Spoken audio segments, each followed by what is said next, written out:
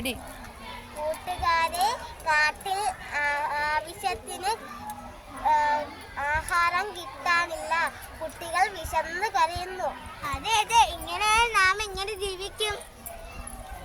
മനുഷ്യരുടെ പരാതി കേട്ടു മടുത്തു.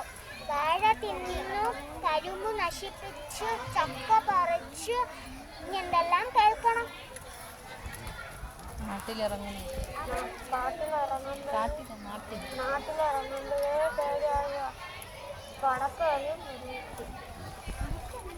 ഞങ്ങൾ കിഴങ്ങു കട്ടു തിന്നത്രേ. കതിരി കൊത്തുന്നു, പഴം മോഷ്ടിക്കുന്നു, ഞങ്ങളെ കുറിച്ച് പരാതികൾ.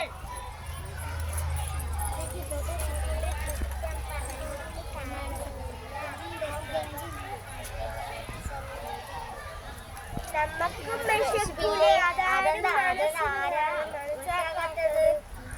അതും ഇതും പറഞ്ഞിട്ട് കാര്യമില്ല. നമുക്ക് വേണ്ടത് നമുക്ക് തന്നെ കൃഷി ചെയ്യാം. ഇത് നല്ല ഐഡിയ.